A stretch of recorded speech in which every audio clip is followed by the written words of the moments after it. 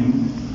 اسلامی تاریخ میں سے حضرت یوشع بن نون علیہ السلام، حضرت یوشع بن نون بنی اسرائیل کے نبی ہیں۔ آپ یوسف علیہ السلام کی اولاد میں سے تھے۔ آپ حضرت موسیٰ اور حضرت ہارون کے خادم خاص تھے۔ سورہ کہف میں حضرت خضر سے ملاقات کے لیے جاتے وقت حضرت موسیٰ کے ساتھ جس نوجوان کا ذکر آیا ہے وہ حضرت یوشع ہی تھے۔ حضرت موسیٰ اور ہارون کے انتقال کے بعد آپ کو نبوت ملی۔ قوم بنی اسرائیل کو آپ کی قیادت میں 40 سال کے بعد اللہ تعالیٰ نے میدان طیہ سے نکال کر بیت المقدس تک پہنچایا۔ جب یہ قوم بیت المقدس میں داخل ہوئی تو اللہ نے حکم دیا کہ توبہ کرتے ہوئے آنا۔ ان لوگوں نے توبہ کو مذاق بنایا، جس کی وجہ سے ان کے اوپر ہلاکت اور بربادی آ گئی۔ ایک بات کے بارے میں، اذان سن کر نماز کے لیے نہ جانے کی سزا۔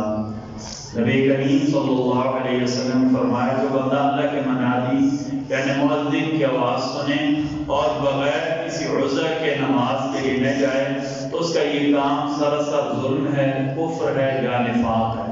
اللہ معاف کر، یا تو ظالم ہے اس لیے اذان سن کر نماز کے لیے نہیں جا رہا مگر عذر کوئی نہیں ہے، یا تو وہ کافر ہے یا وہ منافق ہے۔ کیونکہ مسلمان کا کام کیا ہے؟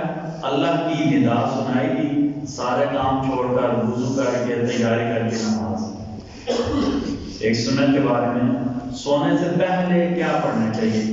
نبی کریم صلی اللہ علیہ وسلم جب سونے کا ارادہ کرتے تو ہاتھ کو سر کے نیچے رکھیے، دائیں ہاتھ پہ رکھتے، پھر 3 مرتبہ یوں کہتے اللہم قنی عذابک یوم تبعث عبادک، اللہم قنی عذابک یوم تبعث عبادک۔ اللہ آپ مجھے اس دن کے عذاب سے بچا لیں جس دن آپ اپنے بندوں کو اٹھائیں گے۔ ایک فضیلت اور عمل، اچھا گمان کرنا۔ نبی کریم صلی اللہ علیہ وسلم نے فرمایا لوگوں کے بارے میں اچھا گمان کرنا بہترین عبادتوں میں سے ہے۔ ایک بندہ میرا پڑوسی ہے، میرا رشتہ دار ہے، اچانک اس کے بعد مال آ گیا، اب میں یہ کہوں اللہ نے اسے دیا، یقیناً اس نے جائز ذریعہ اختیار کیا ہوگا۔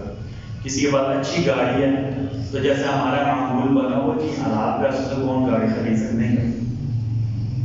ہمارے آپ اللہ پر یقین کریں، ہمارے اکثریت بڑی مشکل سے حلال کماتے ہیں اور حلال مثلا بازار میں ایک تاجر ہے، اس کی دکان ہے، اچھا کام چل رہا ہے تو یقیناً اس کے پاس مثلا 15 سال سے 20 سال سے بازار میں بیٹھ کر کاروبار کر رہا ہے تو ایک اچھی سی ایکسرسائز لینا اس کے لیے مسئلہ نہیں ہوتا ہے۔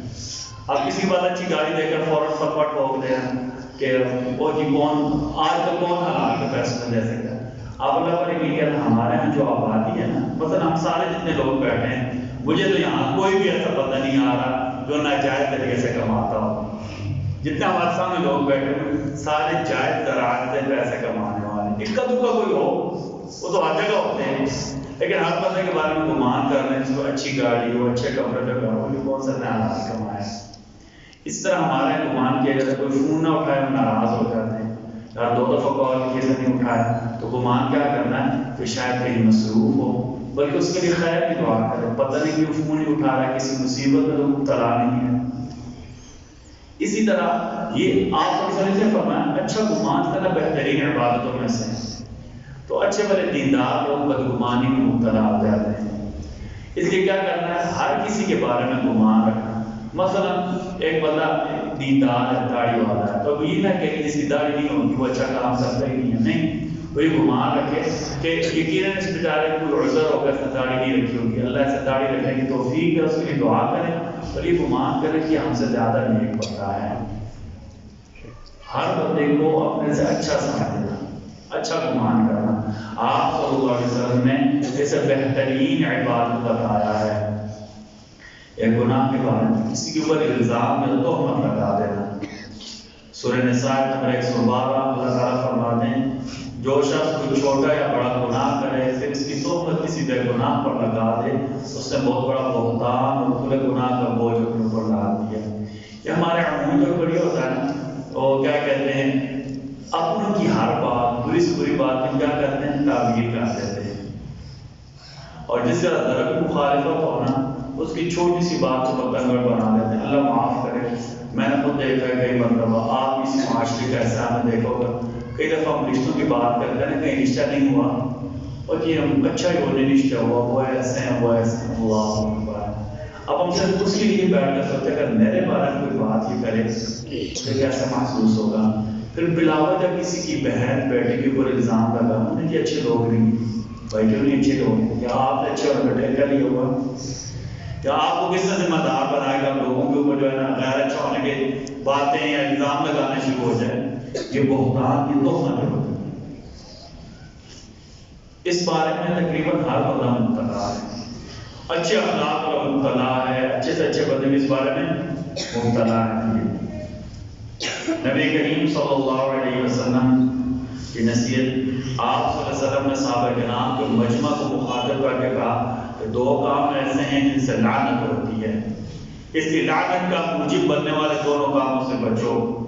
صحابہ کرام نے عرض کیا رسول اللہ وہ دو باتیں کون سی ایسی ہیں جن سے آپ بچا کریں تاکہ ہم خوشبخت لوگوں میں شمار ہو نہ کہ دوسرے لوگوں میں؟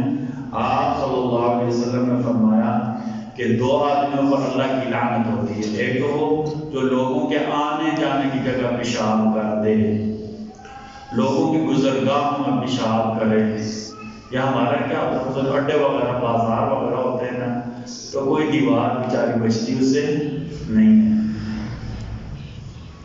اب یقین مانیں، ٹھیک ہے، کوئی دیوار بچتی نہیں ہے. اور اس میں کئی بڑے معزز لوگ یہ بھی خیال نہیں کرتے لوگ یہاں سے گزر رہے ہیں. وہ کئی دفعہ کیا کہتے ہیں کہ میں نے شرم آ جاتی ہے، پتہ راستہ سے گزر رہا اور پتہ چلا کوئی جناب بیٹھ کر کیا کہتے ہیں اس دیوار کے ساتھ پیشاب کر رہے ہیں. کئی دفعہ عجیب معاملہ ہوتا ہے جن کے چھت سنگل ہے، لوگ چھت کے اوپر چڑھا ہوتا ہے، پتہ چلا پیچھے کوئی بیٹھ کر پیشاب کر رہا ہے. تو یہ عام گزرگاہ ہیں. عام گزرگاہ سے مراد ایسی مراد بڑا راستہ اس کا کوئی گزر رہا ہے، ماں بہنیں گزرتی ہیں، ماں بہنیں بھی گزرتی، مرد کو بھی شرم آ جاتی ہے. آپ صلی اللہ علیہ وسلم نے پہلی ایسی بات جس سے لعنت ہوتی ہوئی راستے کے کنارے یا راستے پر بیٹھ کر پیشاب کرنا. کیوں؟ لوگوں کو تکلیف ہوتی ہے نا، لوگوں کو ایذا دینا حرام ہے.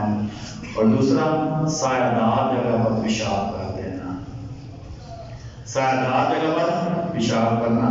آپ صلی اللہ علیہ وسلم نے ان دونوں کاموں سے منع فرمایا اور ساتھ وعید بھی سنائی کہ جو ایسا کرے گا اس کے اوپر اللہ کی لعنت ہوگی. اللہ تعالیٰ ہم سب کو کہنے سننے سے زیادہ عمل کی توفیق عطا فرمائے. کل جمعہ کے دن جو مضمون کا ہم باہر اپنے بورڈ پر بھی لکھ دیتے ہیں. ایک تو سورہ کہف پڑھنا، سورہ کہف کا اہتمام کریں، اپنے بچوں کو، اپنے گھر والوں کو، دوستوں رشتہ داروں کو بتا دیں. اس کا کیا فائدہ ہوگا؟ سورہ کہف فتنوں سے بچانے والی ہے.